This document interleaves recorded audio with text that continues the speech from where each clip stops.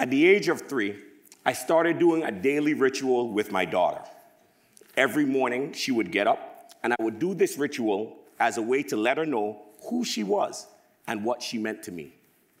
It went a little something like this. Hey, honey bunny, you know your daddy loves you, right? To which she would respond, yes, daddy, I know you love me. And I said, honey, why do I love you? And she looked at me and she said, because I'm your sunshine. And I would say, yeah, your name is Soleil in French, it means sun. Yes, you are my sunshine.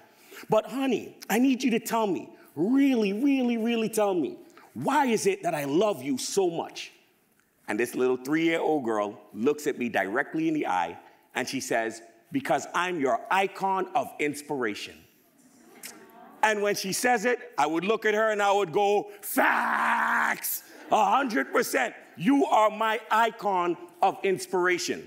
And the reason why I would do this to her is because I wanted her to know what she meant to me. But why am I saying all of this to you? Because today I want to speak to you about something that I believe is at the heart of who we are as humans, our identity. You see, for many of us, our identity is something that we carry with us throughout our lives. It's the foundation of who we are, how we see ourselves, how we interact with the world, and how we introduce ourselves to others. But the funny thing about identity is that it's not as simple as we try to make it. Many of us try to put titles on ourselves. We tell people what we do. I'm an influencer, I'm a streamer, all in an effort to define who we are. But we know that all we give, when we give that, is a piece of who we are. Because when I think of identity, I think of a puzzle. And a puzzle has many pieces to it. You have the part of you that's your faith. Some of you have the part of you that's your family. It's all of these pieces that actually come together to create a final picture. Now, let me be real with you. I hate puzzles. And I don't know about you. Is there anyone here in this audience today that you have ever done something and you know it's just not me? Just raise your hands quickly. Yeah, that's me. Like, I know. Puzzles is not me. And I never forget the day when I went to a conference. And when I got to the conference, the first thing the speaker said, he said, look, we're going to do a team building activity. Everyone is going to get a piece of a puzzle. You're going to put it together. You don't see the final picture, but you're going to work on it and put it together. And the first thing I said, my guy, what's going on? I looked up to the sky and said, Lord, why have you forsaken me? We got to do a puzzle with all these people who I don't know, and I hate puzzles. Nonetheless, we went through the process.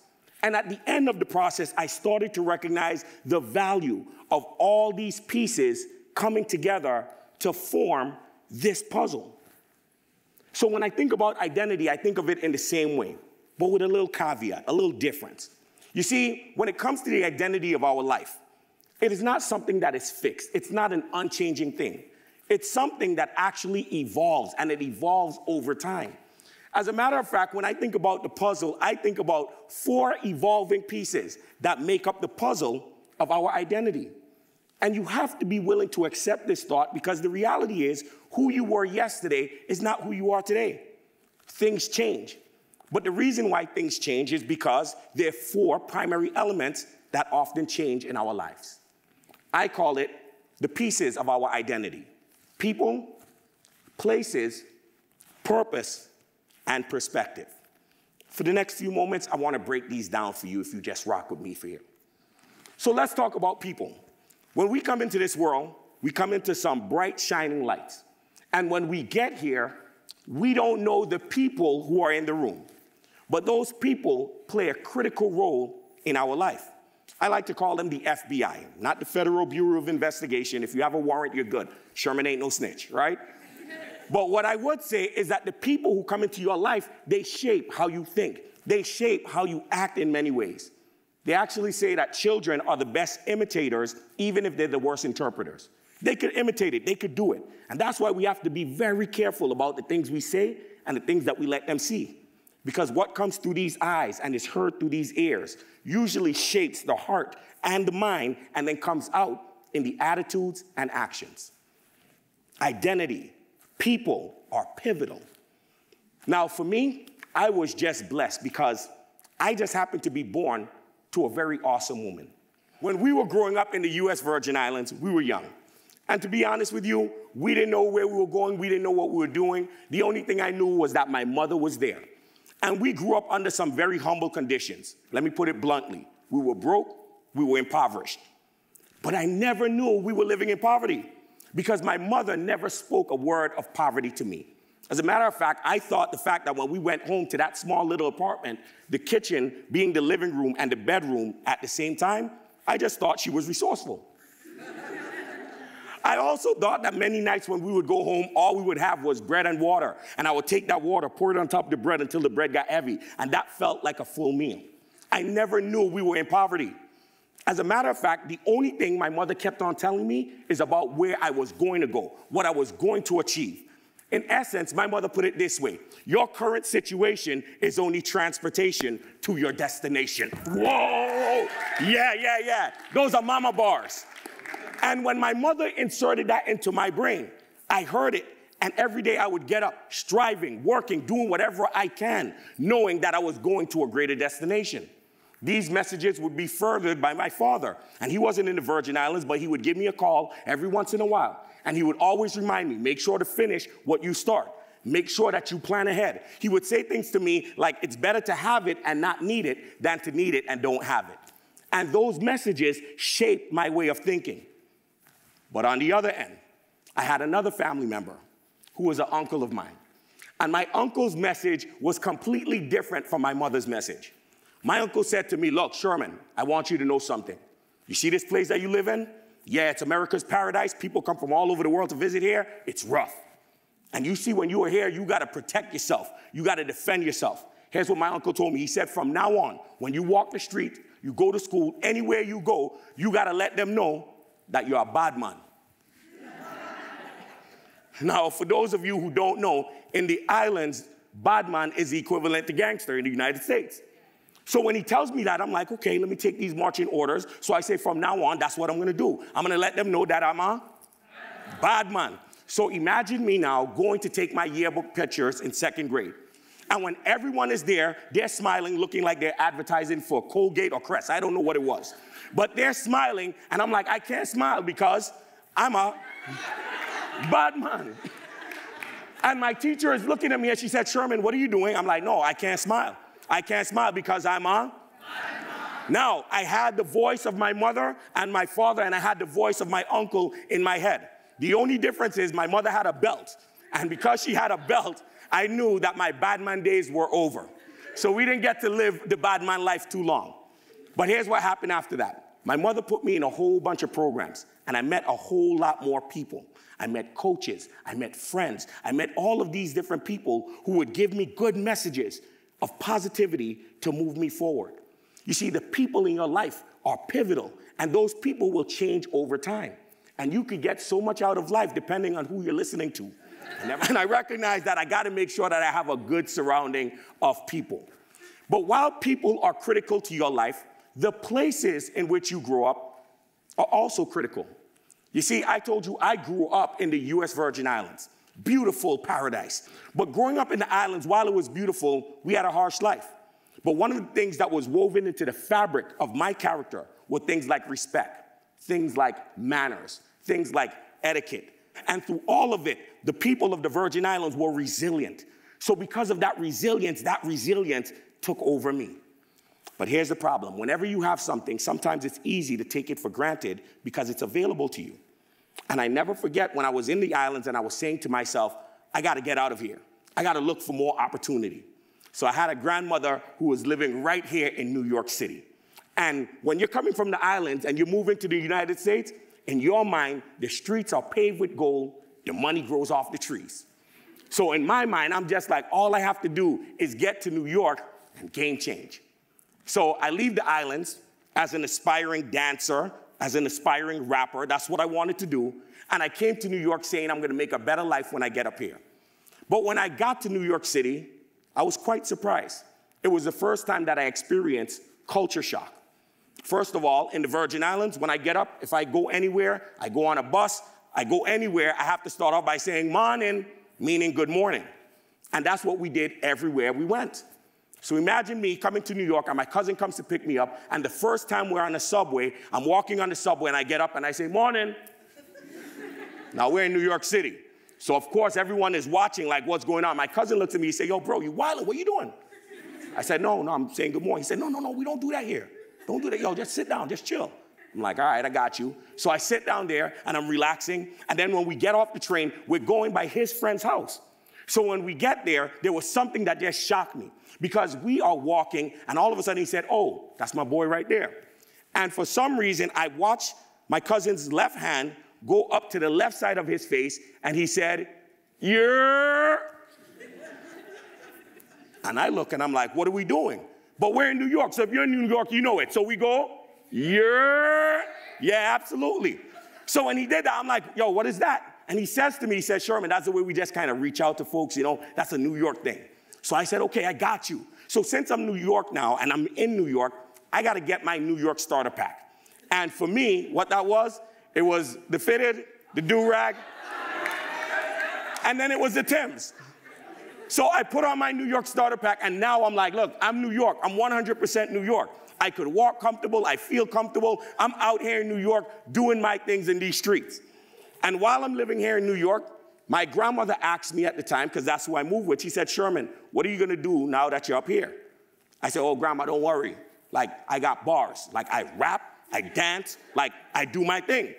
And my grandmother is old school Caribbean. So she said, boy, look, if you're going to live here, it's one or two things you're going to do. Either you go to school or you go and get a job. But my grandmother said to me, I would highly prefer that you go to school. I believe it will do good for you. You see, in my family, they believe wholeheartedly that education is preparation for elevation. That's another bar. Yeah. They believe that wholeheartedly. So my grandmother said, you need to go to school. And it was a thing that I did because I needed a place to live. So when I went to the college, here's what happened. Being in that place, I met people from a lot of different places. I was living in the Bronx.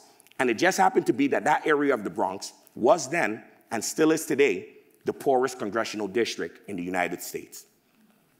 And I couldn't understand it because we were living there, but people seemed like they were always happy. Like, I was used to calypso, soca, dancehall reggae in the islands. I got to the Bronx, salsa, merengue, bachata, and everybody's playing the music and having a good time. You see, when I came here, I thought to myself, like, look, when I get to New York, I'm going to get some good R&R, rest and relaxation. But when I went to the building where we lived, the only R&R I got was rats and roaches, and I wasn't used to that. So I'm like, look, this is not what I came up here to do. I'm like, something got to change. I was disturbed by the fact that I would go into these buildings, and sometimes I would go there, and it's 20 degrees outside, no heat, no hot water. It wasn't a comfortable thing. So while I was in school, I was meeting people who were from the Bronx, who were from Manhattan, from all these different boroughs, who came from different places around the world. And the places that shaped them, they were sharing some of those customs with me. And at that point in time, I saw it to be so valuable, what I was able to get from all of these different points of views from all around the world. But as I'm talking about the puzzles of your life, this is an evolving puzzle. And sometimes in this puzzle, you lose pieces. Because I never forget, it was October 25th, 2011. I went to Mount Sinai Hospital, and I went to visit the same grandmother who allowed me to stay with her. And I remember when I was talking to her, I was talking to her about, getting better, and that at some point in time, things will be good. And as I do better, I'm going to make sure I could do better for you. But my grandmother only kept on talking about all the things she could have done, should have done, and would have done if she had more time. I learned one of the most incredible lessons from my dying grandmother, that most people won't try to live until they're about to die. And when we have this time on earth, we have to maximize every minute and every second. So while I lost an important person in my life, it gave birth to something new, my purpose. You see, purpose is so essential, and a job is what you get paid for, but your calling is what you were made for. And when my grandmother died, and she put that sentiment into my mind, it changed my entire mindset.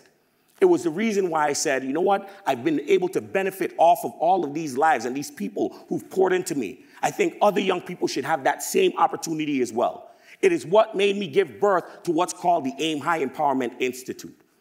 You see, we started this organization so young people could connect with other people from different walks of life, who have different backgrounds, who might be going through struggles themselves, but who will not allow their geography to determine their biography. They could write new stories for their life, but it begins by them understanding the stories of others. You see, my grandmother gave birth to purpose, and even though I lost a piece of the puzzle, I don't think Aim High would be where it is today, in 23 schools, operating in the Virgin Islands, opening up in Jamaica next year, doing all of these things because I lost a piece of the puzzle that gave birth to something else. Every one of us has purpose. Every one of us has meaning. And that purpose will change over time. Because back in the day when I was in the Virgin Islands, I was never thinking about this thing called empowerment. And that changed over time. The last piece of the puzzle, perspective. And perspective is so essential. They say the human mind is often like cement, thoroughly mixed with all your experiences and then becomes permanently set. But the only way we grow and we get to another level in our life is if we break through the concrete of our mind. Open your mind to new perspectives.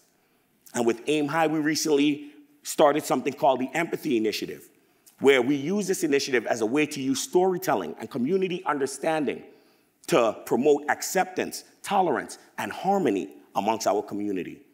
The Empathy Initiative is helping young people all over New York City understand the importance of being able to tell their stories and embracing the people that they meet, embracing the places that they get to visit or the people that they meet from different places, embracing their purpose and being open to different perspectives. And because of this initiative, we are helping to change lives around the world. You see, when we talk to our young people, we let them know you won't be able to give the best of yourself until you discover the rest of yourself. And the more that your identity evolves, the more you will be embraced and the more you will live out in purpose. And when we tell them this, we remind them that as the days turn, they will all go through pains and struggle, but still juggle trying to figure out the pieces of the puzzle. Sometimes they might feel like they won't make it, but they are sadly mistaken. Their journey's just begun, and they're quickly accelerating to higher heights with a vision beyond sight. They're so bright that many are blinded by their light, shining stars, and they are doing their thing, evolving their identity, keep doing their thing. And as they do it, they will rebuke all negativity, take steps forward, and make their dreams a reality. Right here, all of us are pieces of this united puzzle. And as you leave here today from TEDxCUNY, I want you to remember that you were at TEDxCUNY, lifestyle proper. You're moving up the ladder like a real tapa. Some haters gonna hate you, but it really don't matter. Just tell them don't worry like Hakuna Matata. Ladies and gentlemen, thank you, TEDxCUNY. Thank you, thank you, thank you.